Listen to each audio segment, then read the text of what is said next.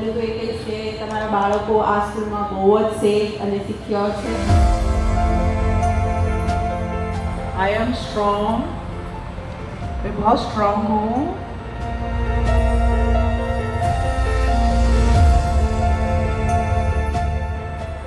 माँ जो है वो बच्चे का वर्ल्ड है, पूरी दुनिया है उसके लिए. उसका सिर्फ उसको एक स्माइल आपसे चाहिए था और एक आई कांटेक्ट. आप मुझे सिर्फ देख तो लो.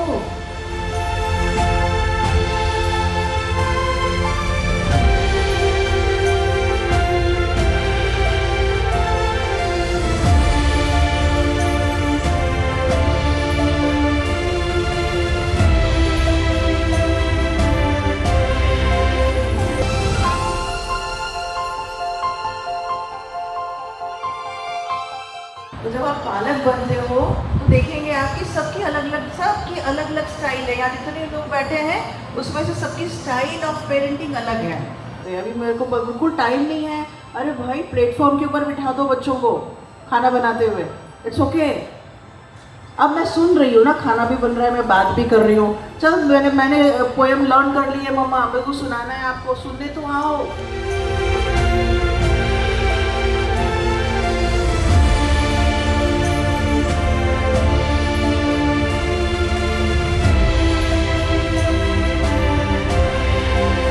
A for B for C for D for distance. अब मैं शांत हूँ, अब मैं अपनी बात रख सकती हूँ.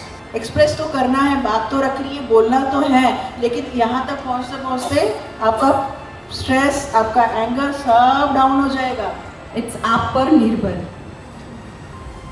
તમારા પર જ નિર્ભર રહેશે. તમે અત્યારથી એને ઇન્ડિપેન્ડન્ટ નહીં બનાવો તો હું મમ્મીઓને કહેતી છું યસ ડે આપો, રાઈટ? યસ ડે, બધી દિવસે યસ જ કહેવાનું, બરાબર? અને બાળકને પણ સામે એવું હોય કે એને પણ યસ જ કહેવાનું, મમ્મા જે કહે ને એમાં.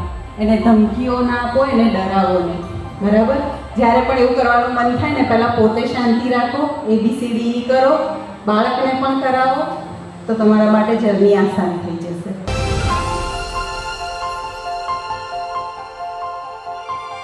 થોડું ઇમોશન રેગ્યુલેશન આપણે જ શીખવાનું છે, કેમ કે બાળક પોતાના ઇમોશન રેગ્યુલેટ નથી કરી રહ્યું. ગુસ્સો નોર્મલ છે.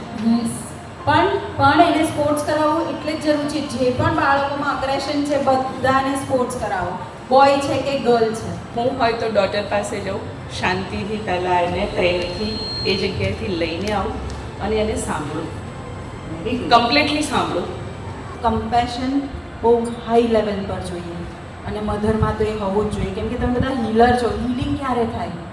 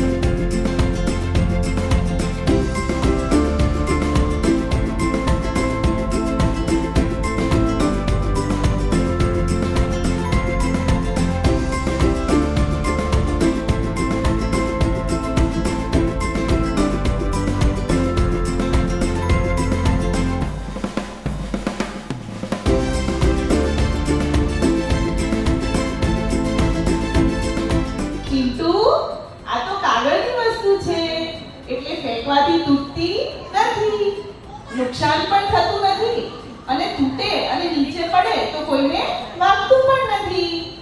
અને બાળક પાસે ગયા હક કરી દીધું એટલે એ થોડું શાંત થાય. અને અમે પરિસ્થિતિને સમજી અને શાંતિથી એને પૂછવા પહેલાં એની વાત સાંભળવાનું નક્કી કર્યું. જો મમ્મી તમને પનિશમેન્ટ આપે એના કરતાં મમ્મીને વધારે દુઃખ થતું હોય છે, એટલે મમ્મી તમારા સારા માટે જ તમને કહેતા હોય છે હંમેશા. એના પરથી છોકરાઓને સમજી શકે કે ના, મમ્મી મને ખરેખર પ્રેમ તો કરે જ છે. જો એની મધર છે એને હક કરીને શાંતિથી સમજાવે છે અને ભગવાનની સ્ટોરી કહે છે, જેવી કે કૃષ્ણ ભગવાનની સ્ટોરી, નરસિંહ અવતારની જે સ્ટોરી હતી કે નરસિંહ અવતાર થોડો ડરાવનો હતો પણ તેમ છતાં પણ એ ભગવાન થઈને કેવી હેલ્પ કરે છે એ સ્ટોરી કહે છે એમને. આપણે કોઈ પણ બાળકને એમ કહીએ છીએ ને કે ચાલો તું બ્રશ કરી લે તો એ કદાચ આળસ કરશે, પણ આપણે એમ કહીએ કે લેટ્સ ફાઇટ વિથ જર્મ્સ, તો એ વર્ડ આપણે યુઝ કરીએ છીએ તો બાળકોને બહુ જ ગમે. दीदी बोली मुझको खा लो मैं तुमको विटामिन दूंगी. મમ્મીને બી ખબર પડી કે આ મારો જે વે ઓફ ટોકિંગ હતો ને એ રોંગ હતો. અગર જો મેં પ્રોપર સરસ રીતે કીધું હોય અથવા 5 મિનિટ એની સાથે ટીવી જોઈ બી લીધું હોત ને તો એ વાત આટલી ના આગળ જાય. કહાની બનાવીને ખોટું બોલીએ છીએ પણ જ્યારે સાચું બોલતા હોય ને ત્યારે બી કોઈ આપણી પર ટ્રસ્ટ નથી કરતું. એટલે એ સ્ટોરી બી કહી શકીએ, આપણા પોતાના અનુભવોની સ્ટોરી પણ આપણે રજૂઆત કરી શકીએ. અને હવે આપણો એબીસીડીનો ઈ લાસ્ટમાં જે એક્સપ્રેસ કરવાનો છે એને બહુ જ શાંતિથી પ્રેમથી મમ્મીને સમજાવે છે અને બાળક પોતાની ભૂલ સ્વીકાર કરીને એને આપી દે છે એનું બેગ. આપણે શાબાશી આપીએ કે ના ચાલ તે આજે નથી જોયું, અને એટ સેમ ટાઈમ છોકરાઓનો રેગ્યુલર રાખી કે 30 મિનિટ કે 15 મિનિટ એટલું ટાઈમ જ સેટ કરી. करो के भी किसी से भी कंपटीशन तो बढ़ेगी थकान बढ़ेगा टेंशन, करो दूसरों के पॉजिटिव एप्रिशिएट तो बढ़ेगी उसमें खुद की स्ट्रेंथ. બહુ જ સરસ હેન્ડલ કર્યું. આપ ક્યારના ગ્રેટિટ્યુડ ફીલ કરો છો ને કે અંબા સ્કૂલમાં આ બધું કરે છે એટલે, તો અમે પણ એટલું જ ગ્રેટિટ્યુડ ફીલ કરીએ છીએ કે અમે આ સ્કૂલમાં બાળકને મૂકે એટલે તમારી સાથે અમે કનેક્ટ થઈ શક્યા. એટલે એની માટે બહુ થેન્ક યુ કે અમને આ બધી સ્કિલ્સ શીખવવા માટે. જય સચ્ચિદાનંદ. આજે સ્કૂલ તરફથી મધર્સ વર્કશોપ હતી. મને બહુ યુઝફુલ લાગી કારણ કે મને બીજા મધર્સના એક્સપિરિયન્સ સાંભળવા મળ્યા, કાઉન્સેલર્સથી એવા અમુક ટિપ્સ એન્ડ પોઈન્ટ્સ મળ્યા કે જે હું મારું ને મારા બાળકનું બોન્ડ સ્ટ્રોંગ બનાવવામાં યુઝ કરી શકું, મારા બાળકને સારું વ્યક્તિ બનાવવા માટે યુઝ કરી શકું. I'm getting aware of how to be a good parent. કે બાળક સાથે કેવી રીતે હેન્ડલિંગ કરવું, એમને ઇમોશનલી કેવી રીતે એમની સાથે બોન્ડિંગ બનાવવું માતાએ, અને બહુ જ હેલ્પ થઈ અમને. દરેક ક્ષણ જે હું મારા બાળક સાથે જીવું છું એ માટે હું હૃદયથી કૃતજ્ઞ છું. I love my child and I am a wonderful mother.